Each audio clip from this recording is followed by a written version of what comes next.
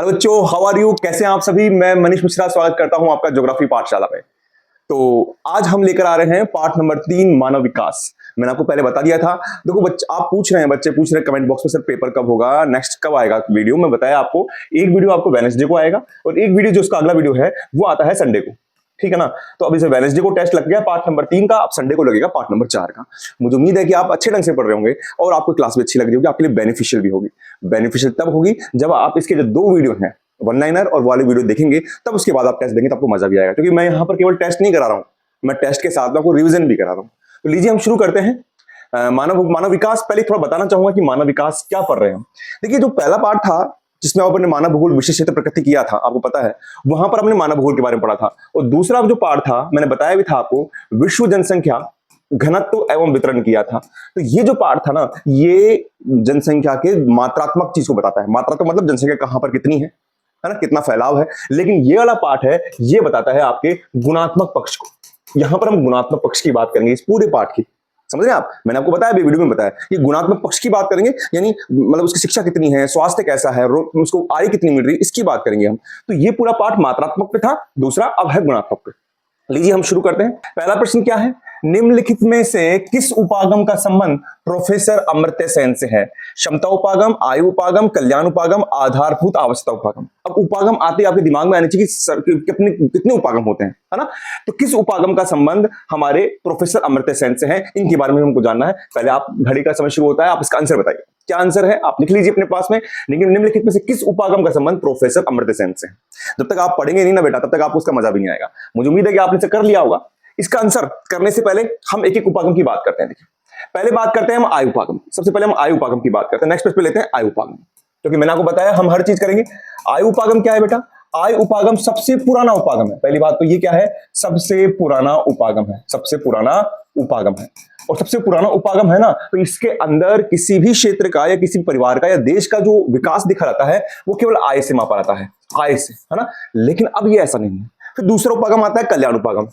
कल्याण उपागम, इसके अंदर मनुष्य के कल्याण को दिखा गया। नाम से स्पष्ट है, कल्याण, यानी उसको बताया गया है, सरकार को बताया गया है, देश को बताया गया है कि आप जनता है उसको शिक्षा दीजिए, आप जनता को अच्छा स्वास्थ्य दीजिए, आप जनता को आवास दीजिए और आप जनता को रोजगार दीजिए, है ना। तो यहां पर क्या करा गया है कि जो जनता है, यानी जो लोग है ना, उनको बताया गया है निष्क्रिय प्राप्तकर्ता, कि उनका काम क्या है, वो प्राप्त ही करेंगे और सरकार की जिम्मेदारी है कि उनको ये चीजें उपलब्ध कराएं।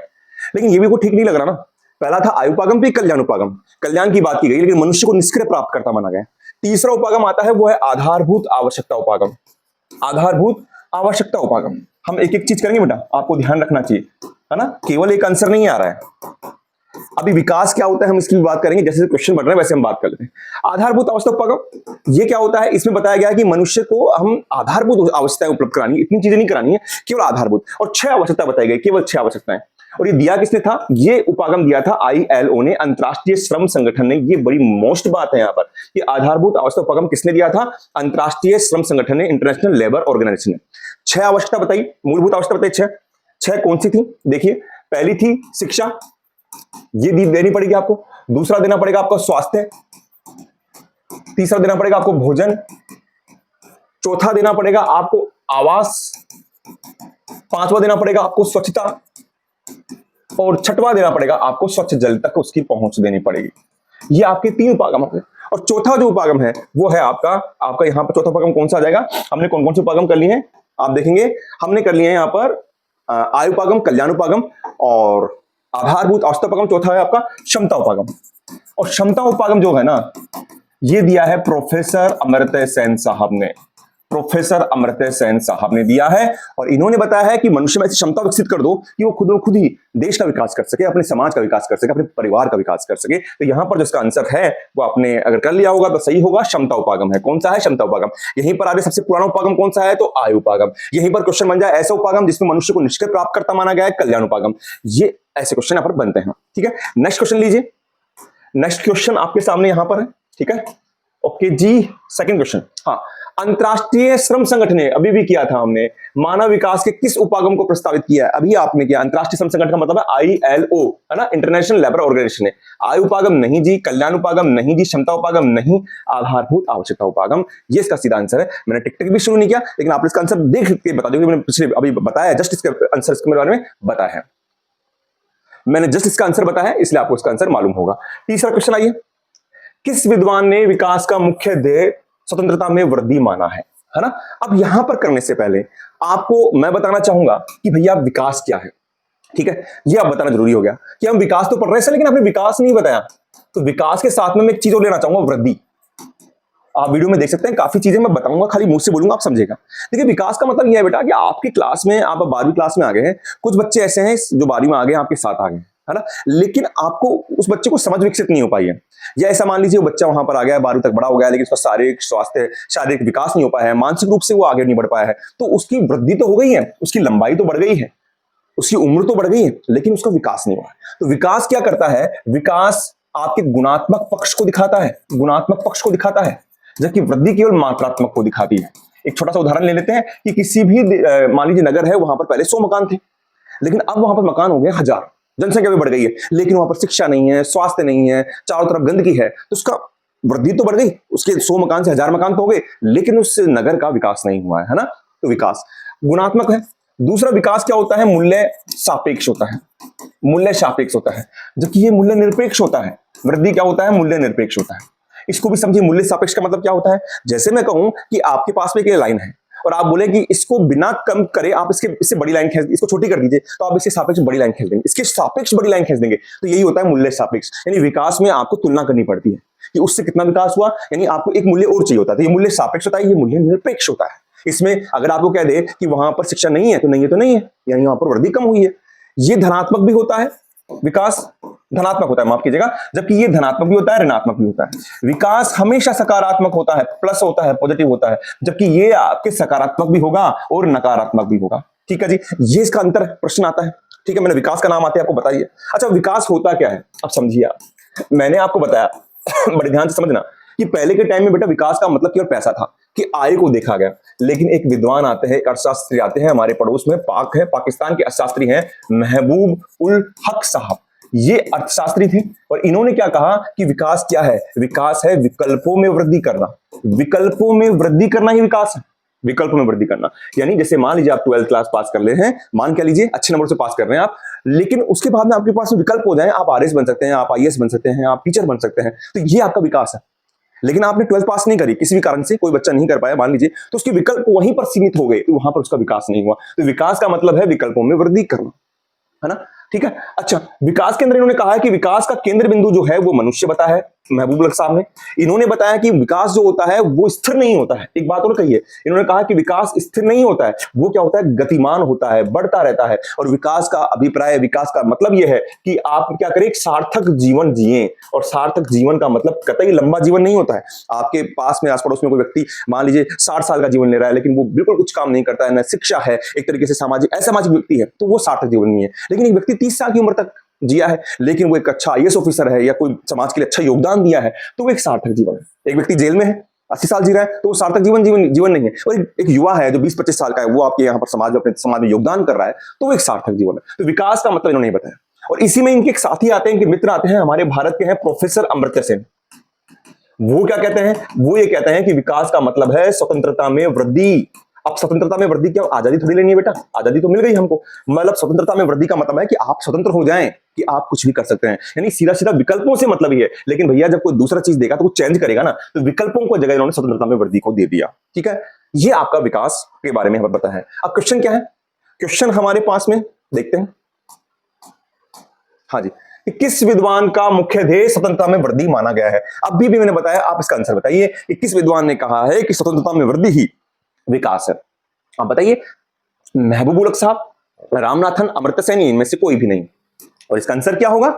इसका आंसर होगा अमर्त्य सेन। आप बोलेंगे सर इन्होंने क्या कहा? इन्होंने तो कहा था विकल्पों में वृद्धि विकास है, विकल्पों में वृद्धि ही विकास है। बेटा प्रश्न यहां तक आता है कि ये कहां के हैं, तो ये भी याद होना चाहिए, हमारे पाकिस्तान के हैं। ठीक है ना, पाकिस्तान के हैं। नेक्स्ट क्वेश्चन क्या है? लीजिए, बिल्कुल आपके सामने आ रहा है और आप बताएंगे कि मानव विकास की अवधारणा निम्न में से किस विद्वान ने दी? अब अमर्त्य सेन की बात बताई थी, लेकिन मानव विकास की जो अवधारणा दी है ना बेटा, वो आपको मैंने बता दिया। आप बताइए, प्रोफेसर अमर्त्य सेन, महबूब उलक, सैंपल, रेडजेल, और ये आपका समय शुरू होता है। आप बताइए, ठीक है। इसका आंसर क्या होगा? प्रोफेसर अमर्त्य सेन नहीं जी, ये तो सर इनके मित्र थे, इन्होंने तो कहा स्वतंत्रता में वृद्धि विकास है ना। आपके एलन सैंपल का तो कोई मतलब ही नहीं है पहले पार्ट में, रेडजेल का मतलब नहीं, तो डॉक्टर महबूब उलक। अब बेटा क्वेश्चन में क्या होता है, मेरे पास में समस्या यही, बच्चे पूछते हैं कि सर हम शुरू कहां से करें। तो मैं आपको बता दूं बेटा, एक चीज छोटी सी बताता हूं। आज के टाइम में आप बोलते हैं कि मैंने 10 बार रिवीजन किया, 5 बार रिवीजन किया, इसका कोई मतलब नहीं। आज के समय में सेल्फ रिवीजन जो होता है ना बेटा, सेल्फ रिवीजन वो बड़ी ही महत्वपूर्ण चीज होती है। सेल्फ रिवीजन का मतलब होता है कि आप खुद रिवीजन करें। आप महबूब उलक साहब के सामने इनके बारे में पढ़ रहे हैं तो आपके दिमाग में आना चाहिए कि महबूब उलक साहब ने कहा कि ये पाकिस्तान के हैं। इन्होंने कहा कि विकास आय के संबंधित नहीं होता, विकास का मतलब होता है विकल्प में वृद्धि विकास होता है, विकास का केंद्र बिंदु मनुष्य है। इस तरीके से दोहराएं। अगर आप इस तरीके से दोहरा लेंगे किसी चैप्टर को, जहां अटक जाए देखें और वापस इसको दोहराएं। अगर आप शुरू से लेकर एंड तक ऐसे दोहरा देंगे तो मैं आपको निश्चित रूप से कह रहा हूं कि आपको याद लंबे समय तक रहेगा। ठीक है, इस तरीके से करके देखिए किसी भी चैप्टर को, चाहे इतिहास हो, चाहे हिंदी हो, चाहे भूगोल हो। डॉक्टर महबूब उलक साहब। आगे चलते हम। मानव विकास सूचकांक में भारत के निम्नलिखित राज्यों में से किसी एक की कोटि न्यूनतम है। अब यहां पहले बाद में पढ़ेंगे, पहले सर ये मानव विकास सूचकांक क्या आ गया ये बताइए। आप बिल्कुल बताएंगे बेटा, मानव विकास सूचकांक बताएंगे। देखिए मैंने आपको बताया था कि मानव विकास की अवधारणा दी थी, वो दी थी मानव विकास की जो अवधारणा है वो दी है, किसने दी है? महबूब उल हक साहब ने दी है, महबूब उल हक ने दी है। ठीक है जी। और इन्होंने कहा कि किसी भी विकास को मेजर करने के 3 तरीके बताए थे इन्होंने। एक तो बताया था इन्होंने स्वास्थ्य, जिसको हम जीवन प्रत्याशा भी कह सकते हैं, जीवन प्रत्याशा। ठीक है, इसको स्वास्थ्य कहा, यानी स्वच्छ, आप स्वस्थ जीवन कब तक जी सकते हो। एक इन्होंने बताया शिक्षा, जिसमें कहा कि 7 वर्ष से अधिक उम्र के बच्चे जो लिखना पढ़ना बोलना जानते हैं वो सब बच्चे ना बड़े भी शिक्षा में आएंगे। और तीसरा इन्होंने बताया संसाधनों में पहुंच, और संसाधन यहां पर इन्होंने क्या लिया? संसाधनों की पहुंच। इन्होंने संसाधन से मतलब लिया प्रति व्यक्ति आय, प्रति व्यक्ति आय।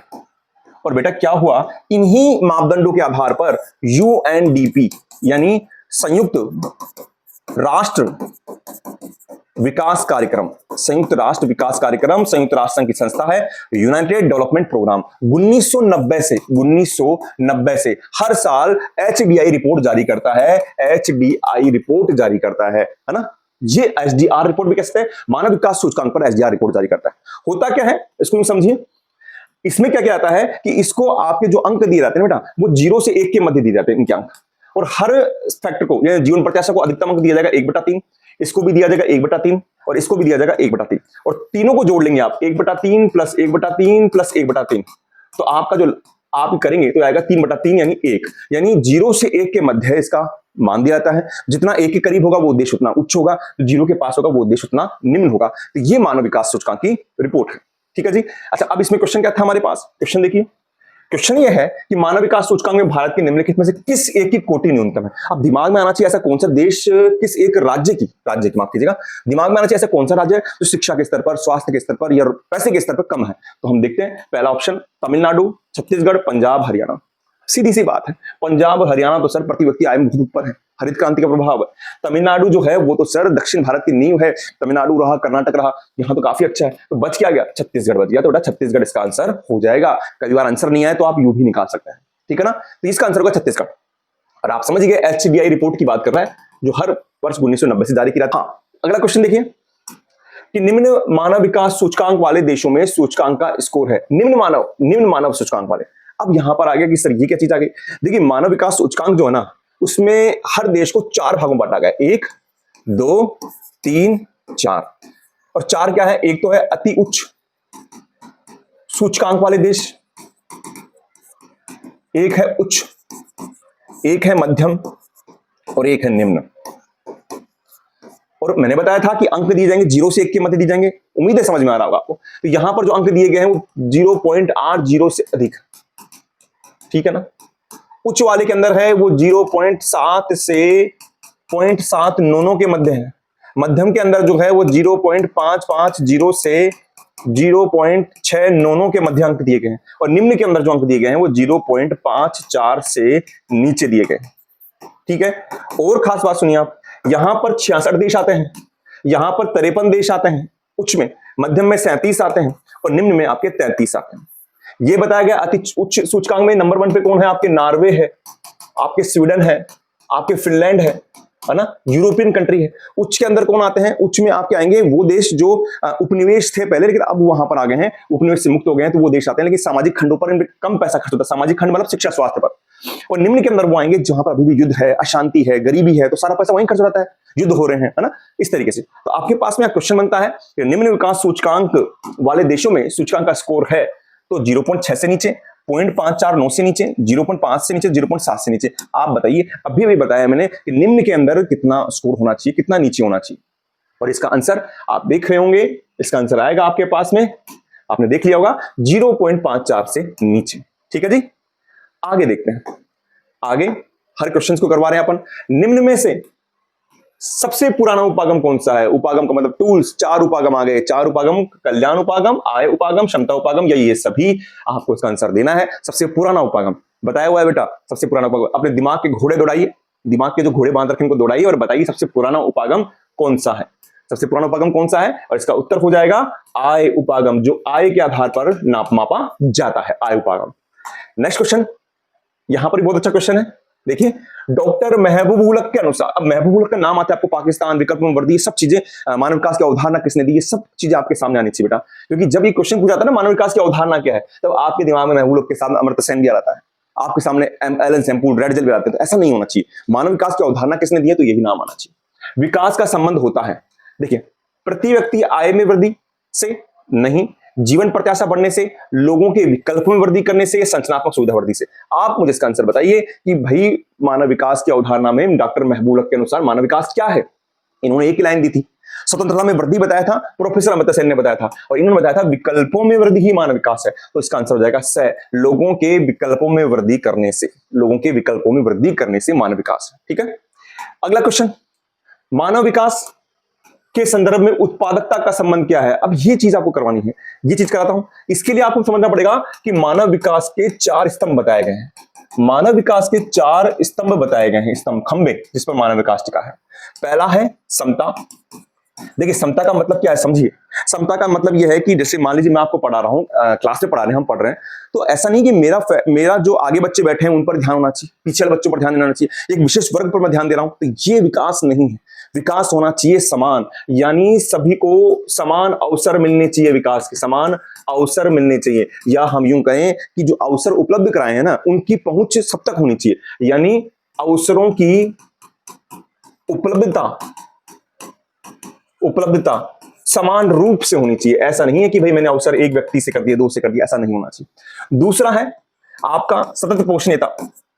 सतत पोषणीयता का मतलब क्या होता है, ये आप पढ़ रहे हैं, 9वीं 10वीं से पढ़ रहे हैं। सतत पोषणीयता का मतलब होता है कोई भी संसाधन है वो आप इस तरीके से प्रयुक्त कीजिए कि वो संसाधन भविष्य की पीढ़ी के भी काम आ जाए, ऐसा नहीं वो आपके काम आ रहे हैं। तो सतत पोषण का मतलब यह है कि मैं आपको अवसर दे रहा हूं, या कोई भी सरकार आपको अवसर दे रही है, तो ऐसा नहीं है कि यहां पर ही पूरे संसाधन खर्च कर दे, आने वाली पीढ़ी के लिए कुछ नहीं बचे। तो इसका होगा कि अवसरों की जो उपलब्धता है ना, बिल्कुल रटना नहीं है बेटा, बिल्कुल भी, अवसरों की जो उपलब्धता है उसमें क्या होनी चाहिए, निरंतरता होनी चाहिए। क्या होनी चाहिए, निरंतरता होनी चाहिए, यानी निरंतर पहुंचने चाहिए। या फिर इसको सामान्य शब्दों में क्या लिख सकते हैं आप, सामान्य शब्दों में लिख सकते हैं कि अवसरों की उपलब्धता या अवसरों की पहुंच, या समान मतलब वर्तमान पीढ़ी के साथ में भविष्य की पीढ़ी का भी विकास करना, सीधा सा।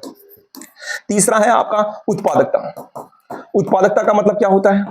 उत्पादकता का मतलब होता है कि व्यक्ति में यानी मनुष्य में मानव श्रम या फिर कौशल का उत्पादन किया जाए, उसमें कौशल का उत्पादन किया जाए, उसको ट्रेनिंग दी जाए, जिससे कि वो भविष्य की जिससे कि विकास में योगदान दे सके। और अंतिम जो आपका खंबा है, स्तंभ है, वो है सशक्तिकरण। इसका मतलब है कि यहां पर हमको समाज के हर वर्ग के लिए, यहां पर जो मुख्यतः बात की गई है वो समाज के पिछड़े वर्गों के लिए की गई है। समाज के जो पिछड़े वर्ग है ना, उनके लिए की गई है कि हर वर्ग को इतना मजबूत बनाया जाए कि वो विकास कर सके, अपने परिवार का, अपने समाज का। ठीक है, अब यहां पर देखिए मानव विकास के संदर्भ में उत्पादकता का संबंध है। उत्पादकता का मतलब क्या था कि मानव श्रम उपलब्ध कराना, योग्यताएं उपलब्ध कराना। अब देखते हैं, मानवीय कार्य क्षमता में वृद्धि करने से, औद्योगिक उत्पादन बढ़ाने से है, कृषि उत्पादन बढ़ाने से, मानव श्रम के अनुचित प्रयोग से है। किससे है बताइए कि उत्पादकता कब होगी उत्पादकता, आप बताइए। मैंने आपको बताया अभी उत्पादकता का मतलब क्या बताया। आप देखिए कि मानव श्रम या कौशल में वृद्धि, ये उत्पादन होना। तो इसका आंसर आप खुद कर सकते हैं। इसका आंसर क्या होगा, यहां पर होगा मानवीय कार्य क्षमता। मानवीय कार्य क्षमता दे दीजिए, या क्षमता दे दीजिए, या फिर मानवीय योग्यता दे दीजिए, मानवीय श्रम दे दीजिए, उसमें वृद्धि करने से है। तो ए इसका आंसर हो जाएगा। नेक्स्ट क्वेश्चन क्या है? नेक्स्ट क्वेश्चन देखिए, मानव विकास मापन के महत्वपूर्ण पक्ष हैं जो एसडीआई रिपोर्ट के लिए महबूब साहब ने दिए थे। आपके शुरू कर देता हूं ऑप्शन, जीवन प्रत्याशा, प्रति व्यक्ति आय, शिक्षा या उपरोक्त सभी। तो सर बिल्कुल आसान है और इसका उत्तर हो जाएगा उपरोक्त सभी। बिल्कुल क्या हो जाएगा, टाइम से पहले ही हम खत्म कर देंगे, उपरोक्त सभी। ठीक है। प्रत्येक व्यक्ति को उपलब्ध अवसरों के लिए समान पहुंच की व्यवस्था करना कहलाता है, समान पहुंच की। अब देखिए यहां पर इसको देखना है कि उपलब्ध अवसर उसकी क्या होनी चाहिए, समान पहुंच होनी चाहिए। तो ये 4 स्तंभ थे, समता, उत्पादकता, सतत पोषणीयता, सशक्तिकरण। इसके आंसर क्या आंसर होगा बताइए? कि उपलब्ध अवसर उसकी समान पहुंच हो जानी चाहिए, सभी तक समान अवसर पहुंच जानी चाहिए। ये कहां पर आएगा? और बिल्कुल आसान है कि सर इसका मतलब होगा सीधा ही समता। और अगर उपलब्ध अवसरों की पहुंच की निरंतरता आ जाए, निरंतरता, तो सतत पोषणीयता हो जाएगा। नेक्स्ट क्वेश्चन क्या है? निम्न में से कौन सा देश है जिसमें सकल राष्ट्रीय प्रसन्नता को यानी GNH को, एक ऐसा देश है ना बेटा, उसने बताया कि भैया हम अपने देश का विकास करेंगे, लेकिन हम भौतिक सुविधा के लिए यानी हमारे विकास के लिए हम अपनी प्रसन्नता को, हम उसको प्रसन्नता को हम उसको नष्ट नहीं कर सकते। हम उसकी कीमत पर, प्रसन्नता की कीमत पर हमारे देश का विकास नहीं कर सकते। यानी पहला फैक्टर है कि हमारे नागरिक प्रसन्न रहे। और ये किसने कहा? ये किसने कहा? ये किसने कहा? ब्राजील, श्रीलंका, टोबैको या भूटान? आपने पढ़ा होगा, आप मुझे बताइए कि ये बात किसने कही है कि मैं प्रसन्नता की कीमत पर अपने देश का भौतिक विकास नहीं कर सकता हूं। ये HDI यानी इस प्रकार पे मापन कौन सा देश करता है? और इसका आंसर है, आपने कर लिया होगा, इसका आंसर है भूटान। कौन सा है? भूटान।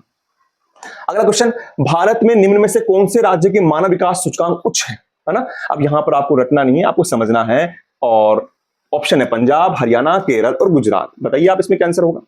पंजाब। सर अब हम देखते हैं कि भैया सर पंजाब और हरियाणा की यहां पर प्रति व्यक्ति आय उच्च है, प्रति व्यक्ति आय उच्च है, क्योंकि यहां पर क्या हुआ है, आपके हरित क्रांति हुई है, सब हुई है उसके कारण। लेकिन फिर भी नंबर 1 पे कौन सा आएगा? केरल आएगा सर, केरल। क्योंकि इसमें एक वो भी आता है, एक अपवाद भी है। आप पढ़ेंगे, जैसे इसमें पढ़ेंगे कि श्रीलंका और टोबैको ये छोटे देश हैं, लेकिन ये भारत से प्रति व्यक्ति आय HDI रिपोर्ट में ऊंचे हैं। क्यों? क्योंकि भारत में जनसंख्या ज्यादा है, और जब ज्यादा जनसंख्या होगी तो वहां के लोगों को शिक्षा, रोजगार, स्वास्थ्य पहुंचाने के लिए आपको अधिक संसाधन लगाने पड़ेंगे, तो आप इतना विकास नहीं कर पाएंगे। जबकि श्रीलंका, टोबैको की जनसंख्या कम है, इसके कारण यहाँ पर विकास ज्यादा है। दूसरा आता है कि प्रति व्यक्ति आय में पंजाब, हरियाणा, केरल से ऊंचे हैं, लेकिन फिर भी HDI रिपोर्ट में केरल ऊपर है। क्यों? क्योंकि यहाँ की उच्च शिक्षा दर है। ठीक है ना? स्वास्थ्य तो अच्छा ही होगा ही, शिक्षा ऊंची है, और आय में भी कोई इतना पीछे नहीं है, लेकिन फिर भी ये पंजाब, हरियाणा थोड़े ज्यादा है, लेकिन केरल नंबर 1 पर आता ही क्वेश्चन बनता है। तो आपको आंसर लिखना पड़ेगा, ये केरल में साक्षरता दर काफी ऊंची है। ठीक है। नेक्स्ट क्वेश्चन देखिए आप, मानव विकास सूचकांक की रिपोर्ट कौन सा संगठन प्रकाशित करता है? अभी बताया था, यहीं पर बताया था, आप खुद देखेंगे। विश्व व्यापार संगठन, संयुक्त राष्ट्र विकास कार्यक्रम, विश्व स्वास्थ्य संगठन या संयुक्त राष्ट्र संघ? आप खुद बताइए, अपने दिमाग के घोड़े चलाइए, घड़ी भी चल रही है टिक टिक करके। अब आप बताइए क्या आंसर होगा इसका? विश्व व्यापार संगठन यानी WTO की बात कर रहे हैं, संयुक्त राष्ट्र विकास कार्यक्रम यानी यहाँ पर UNDP की बात कर रहे हैं, UNDP की बात कर रहे हैं, विश्व स्वास्थ्य संगठन है तो WHO की बात कर रहे हैं, और संयुक्त राष्ट्र संघ है ये UNO की बात कर रहे हैं। तो कौन सा है सर? इसका आंसर होगा संयुक्त राष्ट्र विकास कार्यक्रम, जो 1990 से हर साल HDI रिपोर्ट जारी करता है। ठीक है। नेक्स्ट क्वेश्चन आइए, मुझे उम्मीद है कि आपको मजा भी आ रहा होगा बेटा, चैप्टर भी रिकॉल हो रहा है, मजा भी आ रहा है। उच्च मानव विकास, उच्चतम नहीं है, ध्यान रखना, उच्चतम नहीं है। सूचकांक वाले देशों का सूचकांक स्कोर होता है समय अप। आप खुद बताइए, 8 से ऊपर 0.7 से 9 से 7 से 0.799 के बीच, 0.550 से 0.699 के बीच, या 0.549 से नीचे। क्या आंसर होगा इसका? इसका आंसर सर बिल्कुल 8 से ऊपर है सर, ये उच्चतम है। ठीक है ना सर? 7 से 9 ये उच्च है, और 5 वाला ये आपका मध्यम है, और ये आपका निम्न है। तो आपने पूछा उच्च, तो इसका आंसर हो जाएगा 0.700 से लेकर 0.799 के बीच। नेक्स्ट क्वेश्चन देखिए आप, सर्वोच्च मानव विकास सूचकांक वाला देश है, कई बार कराया था, अभी मैंने आपको कराया था, नॉर्वे, भारत, आयरलैंड और Sweden. Norway, Bharat, Ireland, Sweden. आप बताइए इसमें क्या आंसर होगा? नॉर्वे होगा, भारत होगा, आयरलैंड होगा, स्वीडन होगा। भारत तो नहीं है अभी, आयरलैंड, स्वीडन, नॉर्वे में कौन है? बिल्कुल सही, इसका आंसर है नॉर्वे। कौन सा आंसर है? नॉर्वे इसका आंसर आ जाएगा। नेक्स्ट क्वेश्चन क्या है यहां पर, मध्यम मानव विकास सूचकांक में कितने देश शामिल हैं? मैंने बताया था आपको, एक तो बताया था मैंने अति उच्च, और एक बताया था मैंने आपके उच्च, और एक बताया था मध्यम, और एक बताया था निम्न। मैंने बताया था 66 इधर है, 53 इधर है, और 33 इधर है। अब इधर कितने हैं मुझे बता दीजिए आप, मध्यम में कितने हैं आप बता दीजिए। बच भी रहा है, वही बच रहा है, और मध्यम में सर यहां पर आ जाएंगे 66 तो अति उच्च है, 53 आपके उच्च है, 33 निम्न है, तो 37 इसका आंसर हो जाएगा, 37 इसका आंसर हो जाएगा। क्वेश्चन है बड़ा ही महत्वपूर्ण है, बड़ा मोस्ट है। अवसरों की उपलब्धता में निरंतरता से क्या अभिप्राय है? आप क्या करते हो बेटा, क्वेश्चन पढ़ते हैं सीधा आंसर दे देते हैं, ऐसा नहीं करना है आपको। यहां पर देखना अवसरों की उपलब्धता कैसी होनी चाहिए, निरंतरता। तो यहां पर क्वेश्चन है समता, सशक्तिकरण, सतत पोषणीयता, उत्पादकता, और आपके लिए समय शुरू होता है। अब आप बताइए, बड़ा ही मोस्ट क्वेश्चन है, आप इसको नोट भी कर लीजिएगा। यहां पर क्या होगी अवसरों की उपलब्धता में निरंतरता। टिक टिक समय चल रहा है और आपने अपना आंसर देख लिया होगा, मुझे उम्मीद है। इसका आंसर समता। तो समता तो क्या होती है, केवल अवसरों की उपलब्धता में समान पहुंच होती है, समान पहुंच होती है, ठीक है ना। यहां पर यह शब्द आएगा। आपके सशक्तिकरण के अंदर आएगा कि किसी भी व्यक्ति में किसी में कौशल या फिर विकल्पों में वृद्धि कर देना इसके अंदर, जिससे कि वो मजबूत हो जाए। सतत पोषणीयता के अंदर आएगा अवसरों की उपलब्धता में निरंतरता, इसका आंसर आ जाएगा अवसरों की उपलब्धता में निरंतरता। और उत्पादकता में आएगा मानवीय श्रम का उत्पादन करना या योग्यता का उत्पादन करना, है ना, यहां पर यह आएगा। अगला क्वेश्चन, निम्नलिखित में से कौन सा विकास का सर्वोत्तम वर्णन करता है? बड़ा ही अच्छा क्वेश्चन है। विकास का मतलब आते ही आपके सामने आ रहा है, जो मैंने विकास और वृद्धि का अंतर बताया था कि विकास गुणात्मक होता है, वृद्धि मात्रात्मक होती है, विकास धनात्मक होता है, वृद्धि धनात्मक ऋणात्मक होती है, विकास मूल्य सापेक्ष होता है। तो ऑप्शन है आकार में वृद्धि, गुण में धनात्मक परिवर्तन, आकार में स्थिरता, गुण में साधारण परिवर्तन। और आपका समय शुरू होता है, टिक टिक स्टार्ट कीजिए और मुझे बताइए क्या आंसर होगा इसका, आप नोट कर लीजिए। इसका आंसर आकार में वृद्धि। आकार में वृद्धि सर नहीं होगा, क्योंकि अगर हम मान के चलें कि एक नगर है जिसके अंदर मान लीजिए 100 घर थे, अब एक नगर है जिसमें 1000 घर हैं, लेकिन यहाँ पर शिक्षा नहीं है, स्वास्थ्य नहीं है, रोजगार नहीं है, स्वच्छता नहीं है, और यहाँ पर सब कुछ है, तो ये ज्यादा विकास है बजाय इसके। तो आकार में वृद्धि से कतई ये नहीं कि वो विकास हुआ है, ये भी नहीं होगा। आकार में स्थिरता से मतलब नहीं है, गुण में साधारण परिवर्तन से भी नहीं है, गुण में धनात्मक परिवर्तन से है। तो इसका आंसर होगा बी, गुण में धनात्मक परिवर्तन। अब अंतिम क्वेश्चन ले लीजिए आप, अंतिम क्वेश्चन अपनी झोली में। मानव विकास सूचकांक रिपोर्ट 2020 की में भारत का कौन सा स्थान है? तो मैं पहले बता दूं आपको, 2006 की भी एक रिपोर्ट दे रखी है आपकी किताब में, एचडीआई रिपोर्ट, जिसमें भारत का स्थान जो है वो 126वां है। कौन सा स्थान है? 126वां है। और पूछ रहा है 2020 में, तो आप बताइए 2020 में कौन सा होगा? 126वां, 131वां, 125वां, 145वां? मुझे बताइए क्या होगा इसके अंदर। सर 126वां तो बिल्कुल नहीं होगा, है ना, और 145 तक पहुंचे ही नहीं हम अभी तक यहाँ तक। तो आंसर 131 है, 125 है।